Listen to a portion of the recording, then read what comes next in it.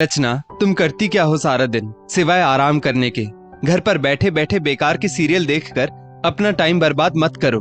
तुम पढ़ी लिखी हो, अपने लिए कोई जॉब क्यों नहीं ढूंढ लेती? अब तो दोनों बच्चे भी थोड़े बड़े हो गए हैं। आज तुमने फिर कोई पार्सल मंगवाया। पैसे कोई पेड़ पर नहीं उगते कि हाथ बढ़ाया और तोड़ लिए। दिन रात मेहनत करता हूँ, तब जाकर 4 पैसे घर आते हैं, और तुम हो कि एक झटके में पैसे उड़ा देती हो। जरा घर से बाहर निकल कर देखो, आटे दाल का भाव पता चल जाएगा। एक एक पैसे की कीमत समझ आ जाएगी। यहाँ तो तुम्हें महीने की पहली तारीख को हाथ में पैसे मिल जाते हैं, तो जैसे मन किया बिंदास खर्च करती हो। घर पर बैठी बैठी बेकार का वजन बढ़ा रही हो। सीखो, कुछ सीखो हमारी पड़ोसन से। स्कूल में पढ़ाती है और घर बच्चे सब संभाल रही है। तुम्हारी तरह दिन भर सोने और टीवी देखकर समय नहीं बर्बाद करती, बल्कि पति का आर्थिक सहयोग करती है। आज फिर दीपक अपनी पत्नी रचना पर गुस्साते हुए बोला। ना जाने क्यों आजकल दीपक हर वक्त रचना पर नौकरी करने का दबाव डालने लगा है। उसे आर्थिक रूप से आत्मनिर्भर होने को कहता है। दीपक जी, सारा दिन मेरा घर और बच्चों को संभालने में निकल जाता है, और आप कहते हो तुम करती क्या हो? सुबह उठने से रात के सोने तक तुम्हारी गृहस्थी संभालती हूँ, हर एक की जरूरत को पूरा करती हूँ, सबकी खुशियों के लिए चिंतित रहती हूँ, और तुम कहते हो कि मैं करती क्या हूँ? मेरे लिए जख्मों पर नमक छिड़कने जैसा होता है ये सवाल कि तुम करती क्या हो। मुझे नहीं करनी कोई नौकरी, नहीं बनना बंधुआ मजदूर, नहीं निभानी दोहरी जिम्मेदारी, घर का भी करो और बाहर का भी। रचना भी रोते रोते बोली। रचना, बस मैं तुम्हें फाइनेंशियली इंडिपेंडेंट होने को कह रहा हूँ। कल को अगर मैं ना रहा तो तुम्हारा और बच्चों का क्या होगा? रचना, आर्थिक रूप से स्वतंत्र महिलाओं को कठिन परिस्थिति से निपटने में आसानी होती है, पर यह बात तुम्हें समझ नहीं आती। दीपक ने इतना कहा और थोड़ी देर के लिए फिर बाहर चला गया। रचना ने अपना मन हल्का करने के लिए अपनी बड़ी बहन कविता को फोन लगाया। दीदी, इस आदमी से शादी करके तो मेरी जिंदगी बर्बाद हो गई। 2 घड़ी का आराम नहीं मिलता इस घर में। हर वक्त ताना मारते हैं कि तुम सारा दिन करती क्या हो, नौकरी करने का दबाव डाल रहे हैं। इस बंदे से तो मेरे सामान्य से खर्च भी नहीं उठाए जा रहे।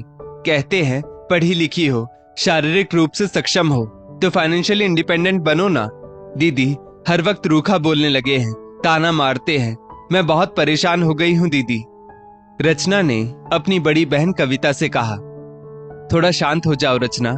देखो रचना, हो सकता है दीपक जी को उनकी नौकरी में कोई समस्या आ गई हो। इस महंगाई में एक इंसान की सैलरी से घर चलाना आसान नहीं होता। ऐसे में महिला की आमदनी घर खर्च को काफी आसान बना देती है। आर्थिक रूप से आत्मनिर्भर महिला को रिश्तेदार पड़ोसी भी सम्मान की दृष्टि से देखते हैं। मेरी मानो तो तुम अपने लिए क्षमता अनुसार नौकरी ढूंढ ही लो। घर से बाहर निकलोगी तो मन भी बहल जाएगा, और दीपक जी को तुम्हें ताना मारने का मौका भी नहीं मिलेगा। बच्चों की फिक्र मत करो, दोनों स्कूल जाते हैं, दोपहर 2 बजे घर आते हैं। उसके बाद तुम्हारी सास उन्हें संभाल लेंगी, फिर शाम तक तो तुम आ ही जाओगी। एक बार कोशिश करके तो देखो, कविता ने रचना को समझाया।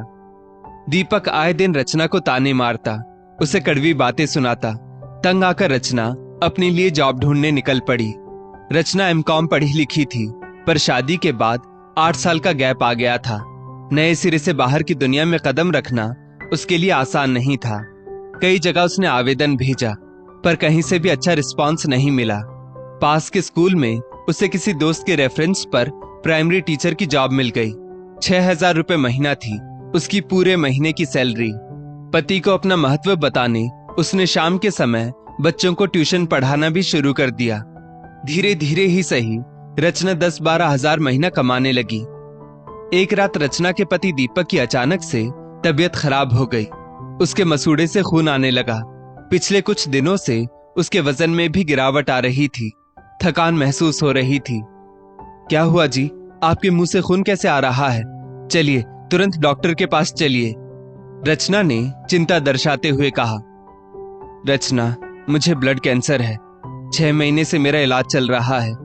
पता नहीं मैं ठीक भी हो पाऊंगा या नहीं, दीपक ने कहा। क्या आपको ब्लड कैंसर है? आपने मुझे अब तक बताया क्यों नहीं? रचना गुस्से से बोली। तुम घबरा जाओगी, अपने आप को संभाल नहीं पाओगी। आज तक 4 दीवारी के अंदर रही हो, कैसे अपने आप को मजबूत बनाओगी? ये सब सोचकर मैंने तुम्हें पहले नहीं बताया।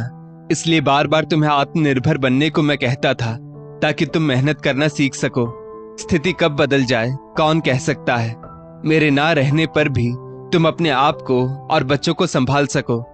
वैसे मैंने अपनी मेडिकल पॉलिसी ले रखी है, मेरे इलाज का खर्च उससे निकल जाएगा, पर मैं तुम्हें मानसिक, शारीरिक और आर्थिक रूप से मजबूत देखना चाहता हूँ, ताकि कोई तुम्हारा गलत फायदा ना उठा सके। तुम दुनियादारी सीख सको, रुपए पैसे से जुड़े मामले समझ सको।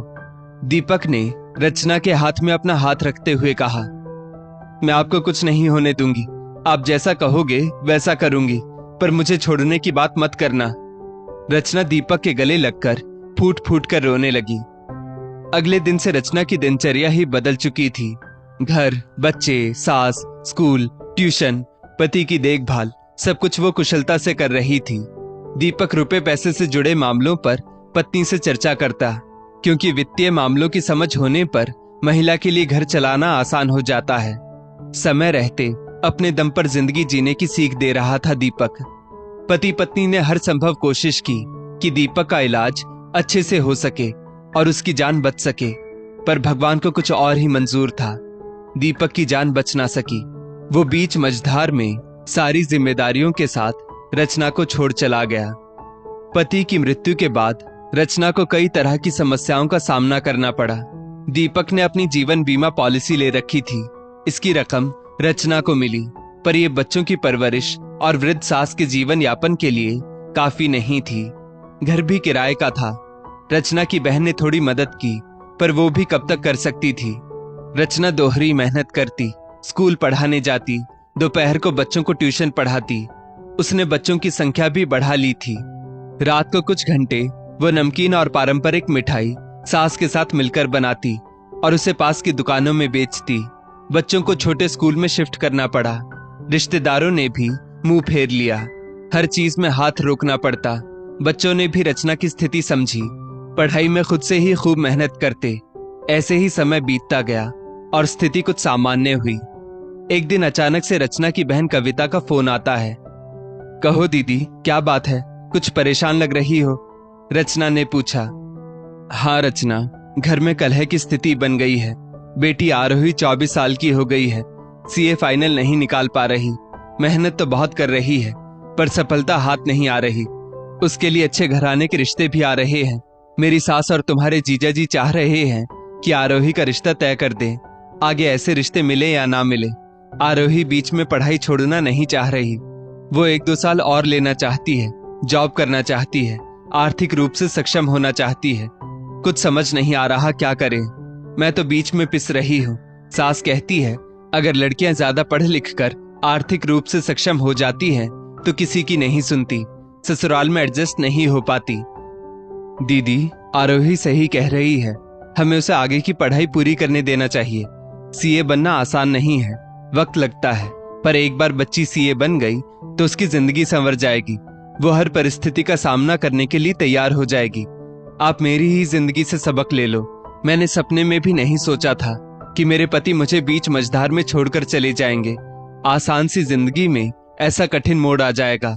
मेरे पति ने मुझे कितनी बार दुनियादारी सिखाने की कोशिश की, पर मैंने समझने में बहुत देर कर दी। इसलिए मुझे और मेरे बच्चों को बहुत मुसीबतें झेलनी पड़ी। कभी कभी लड़कियों को ससुराल में घरेलू हिंसा का शिकार होना पड़ता है। आर्थिक मजबूरी के कारण सालों नर्क में बिताने पड़ते हैं। बिना सम्मान के, बिना प्यार के मार खाकर जिंदगी गुजारने पर मजबूर रहती हैं। दीदी, तुम जमाने की परवाह मत करो, रचना ने समझाया।